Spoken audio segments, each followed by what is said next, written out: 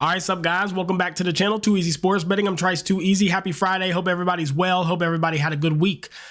So we got a lot to do today on the show. I got to do the 50K bankroll challenge update for week 2, show you guys my stats. I broke it down so detailed. I want to be thorough and really go over that with you guys and kind of explain the process of growing this bankroll, how I am. Again, I started with $100. I'm growing it to $50,000. So I want to really show you guys how it's done. And I'm also only using one sports book, which is hard as shit because it's hard to get value that way. But I'm proving that it can be done. We're 2 weeks in. It's been great so far. I'm going to show you guys kind of like what's going on, what my thoughts are, a full breakdown of all the bets. When I'm done with that, I'll show you guys some props I'm on today for max value that the Discord has and I have locked already for the best price. Then we'll review the slate. Go over my leans, my opinions, who I think wins, whatever the side that I'd be on. Then I'll get you guys out of here. So it's going to be a long show today. I am going to mark it. If you're like, shut up, bitch, just show me the typical show. Show me the usual. Just show me your props, your slate review, and let me get out of here. There will be a chapter that marks, like, so if you go on the video and you click it, you can skip to that if you don't want to, if you don't give a fuck about the 50K challenge and you don't want to see me review it, okay? Anyways, first things first, let's just review yesterday. And also, if you have not hit the subscribe button yet, please take a second. It's all I ask. And I put a lot of time and effort into these videos and what I'm doing. So subscribers really help me trying to get 5,000 quickly. All right. To review yesterday, I went up $1,117.16, all straights. This was no parlays. I just was cracking they dumbass. And again, the bankroll starting to grow. So you got to think when I have a $3,000 bankroll, a 3% bet is $150. A 6% bet is $180. So the as you win, man, it compounds so quickly. You can have a few positive bets. You're 21 and 16. I'm up $1,100. So just really compounding and using the right bet percentages. I had a 21% ROI with 39 bets. What sucked was my CLV. My CLV was not good. 41% CLV is not good, guys. That's really bad. I want it to be more around 60 to 65, even 55%. But again, I'm only using one book, and that's FanDuel. FanDuel's pretty sharp, and it's hard to get the best prices out of all the books when you're only using one book. So CLV kind of sucked, but we just couldn't lose. Another big day. I've had 2 days like this so far in 2 weeks where I go up over $1,000 in a day. So going really well so far. Anyways, let's just get into it. We're going to review the 50K challenge in depth. Okay. So first things first, guys, my starting bankroll 2 weeks in, $4,345.44. All right. My total invested into my bankroll, I have $728 out of pocket. So out of my own pocket, I've invested $728. So a little, just slight investment. First week, I invested, I think, $228. Then I invested $200 earlier in the week, and then every Friday I invest in. I went ahead and put $300 in, so I got $728 invested out of my own pocket. My bankroll is $4,345. So just adding whatever I can. I got an 8% ROI with a record of 264 wins, 228 losses. Very fucking good. Okay. So the bet types, as far as straights go, I'm 263, 222 with a net profit of $4,116.91. Parlays, I'm 1 win, 6 losses with a net loss of $44.89. I had a nuclear bomb of a parlay. I put $25 to win like 800 and the Cavs lost. All I needed was the Cavs to win and it would have cashed. So I almost was in the green for parlays on a little big fucking play I did. But I'm 1 and 6. It is what it is. That's why it's how parlays go. That's why I'm not doing them. So the market type. Player props, guys. Obviously, I'm fucking just destroying player props. 162, 129. I have a $4,292 profit on parlays. I am murdering parlays, which makes sense. They're the hardest thing for the books to price properly. Everyone has, as far as the spread goes, books can narrow that shit down pretty easy. You're going to lay 3 points, take 3 points, over, under. Those are hard. Those are hard to win on. It's very hard. Nobody betting sides in NBA is doing well. The biggest place you can find discrepancy or mispriced assets is player props. So it makes sense that we are just murdering the props right now because the books just don't, it's hard to price them right. Everyone has a different price and we're just taking advantage of it. Derivatives, I'm down $1,100. This is like first quarter team total, third quarter team total, first half team total over under. These are like those weird kind of full game. It's like alternate lines, and it's just those weird kind of bets that aren't like standard. It's basically like the first half spreads, things of that nature. So just not like a full game total over under, or not a full spread. It's like when you kind of deviate from that, I'm getting killed. Minus $1,100 in 2 weeks. That is bad. That's really, really bad on the derivatives. It's terrible. As far as totals, so full game, like over, under, I'm down 90 cents, which is nothing, but it's like, why am I wasting my time? I'm spending all this time and effort locking it in to go down 90 cents over a lot of bets. That's not good. Spreads, I'm up $13.50. So, I mean, I can't say I'm losing money on spreads, but there's nothing. I'm placing hundreds of bets and I'm up $13 on spreads. That's not good. And then as far as money lines go, down $239.08. So money lines are not going well either.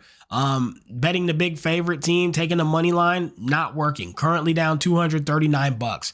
Now, broke it down even further for you guys so you can see like which type of bets are being the best to me. Points, I'm up $1,118. So points is just player prop points. To be clear, this is a prop. So like taking Ant-Man to get 30 points, Giannis to get 15 points, or whatever the case may be. I'm 48-38 betting player prop points. Player prop assist, I'm 30 wins, 29 losses, but I'm up $828. So what that tells me is I'm betting the big percentages on the winners. So when there's a big edge on an assist prop, I'm hitting it. And when there's a small edge, I'm losing it. That's why I can be 30 and 29, but be up so much money. The ones that have big percentage, so the ones that have a 4, 5, 6, 7% bankroll bet on it, I'm hitting. So I'm hitting the ones that matter, losing the ones that are small edges. So what that tells me is with assist, you really want a big edge.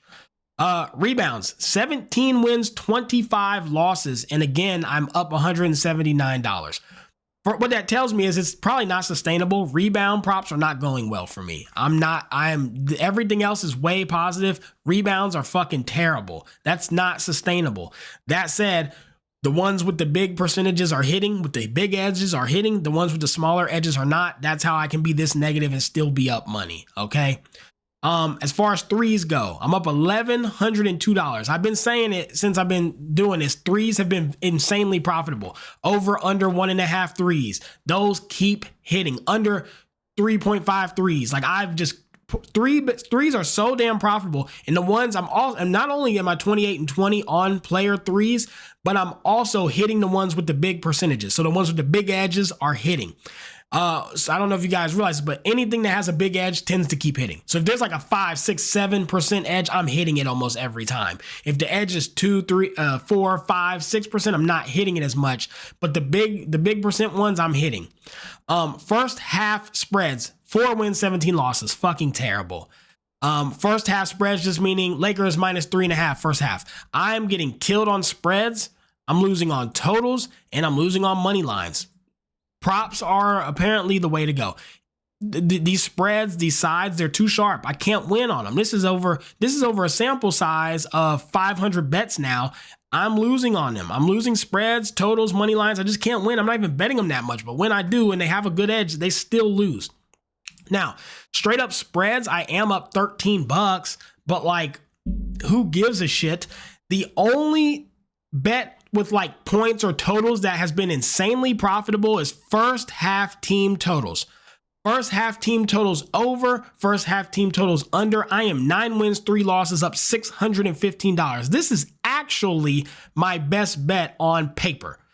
But as far as number goes, so all things considered, even though the props have been so ridiculously profitable and I'm betting a lot of them, this is actually my best, most profitable bet is first half team totals, whether it's an over or an under. So I need to look to try to dial these in some more because I'm clearly killing it. I mean, 9 and 3, that's a huge percentage won, and a big profit on those small sample size. So I really want to be looking to target some first half team totals if I see opportunities for them, because clearly that bet is working well. Okay.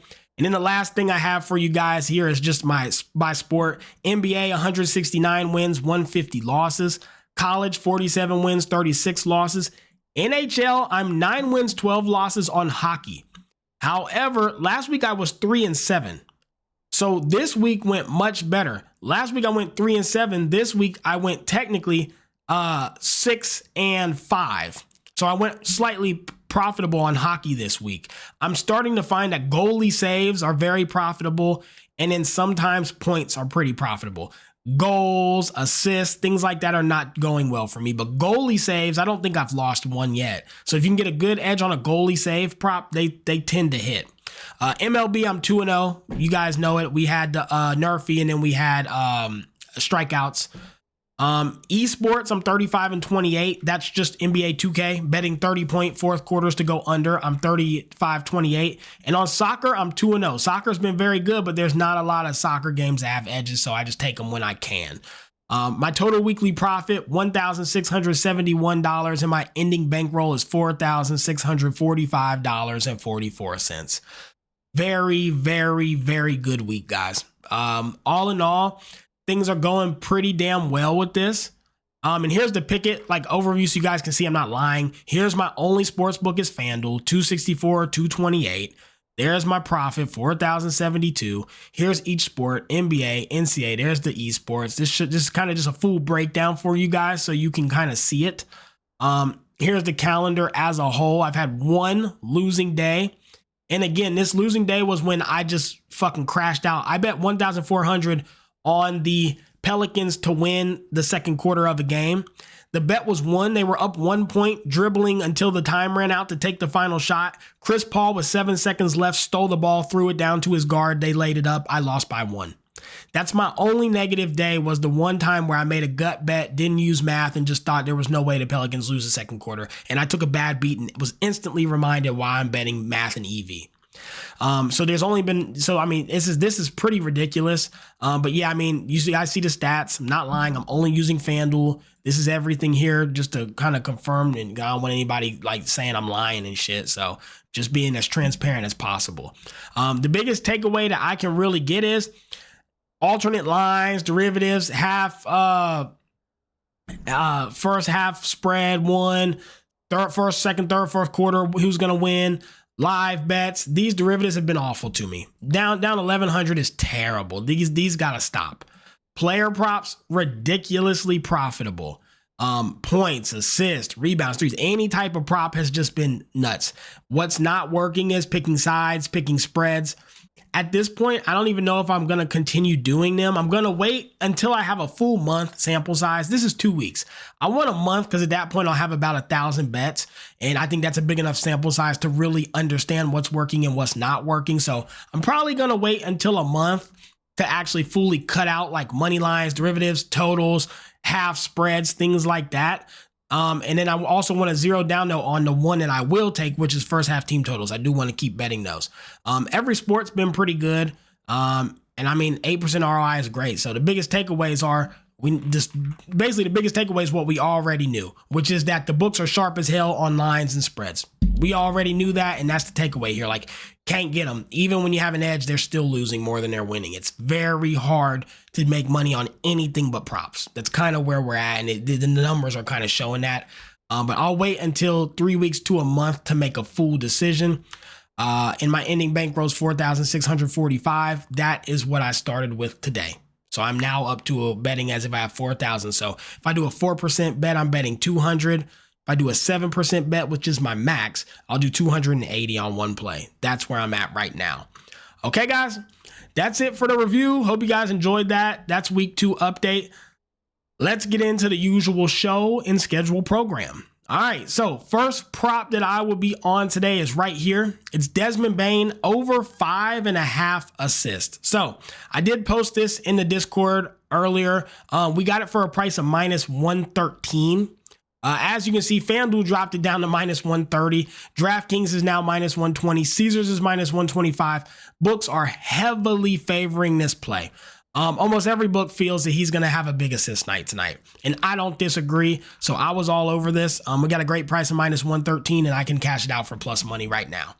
I would take this as a parlay piece. I still think it's too low. I think he gets 6-7 tonight. So I just think it's the right number.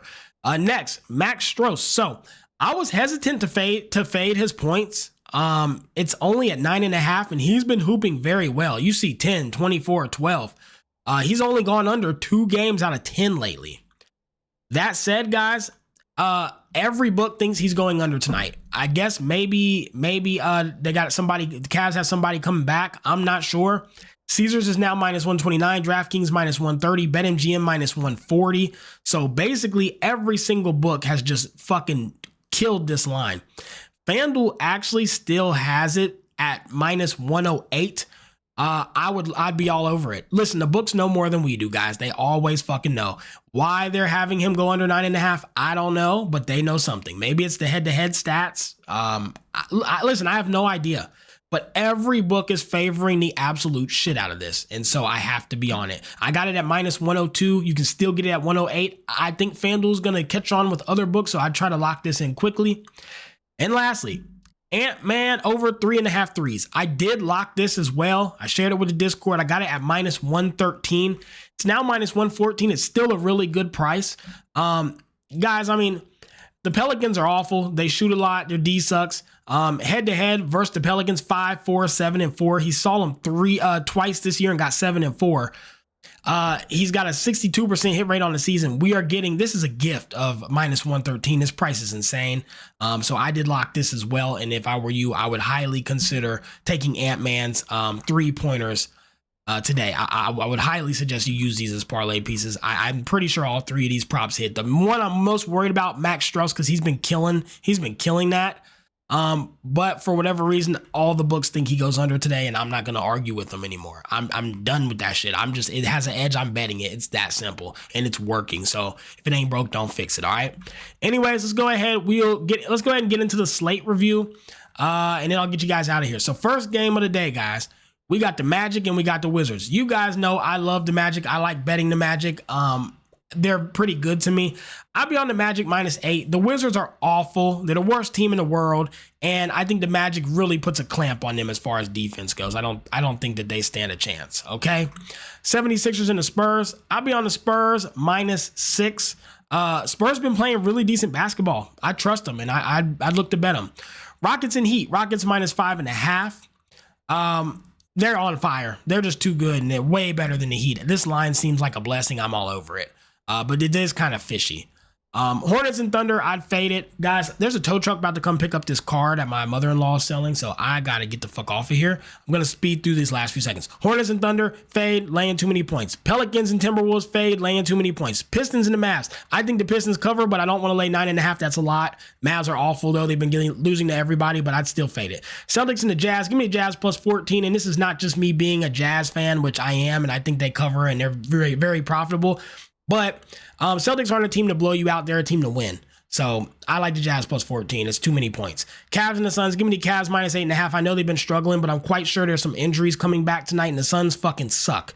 Nuggets and the Trailblazers will be a fade for me. Grizzlies and Clipper, just because I don't know how to cap it. It's too close. I think it's a pick 'em, but neither of them are major plus money. And then the Grizzlies and the Clippers, I'll be on the Clippers -7. Grizzlies are struggling without Ja Morant. Desmond Bane's great. I think he performs, but Clippers look excellent, and they're fully healthy now. I'm not going to fade them right now. They're playing good.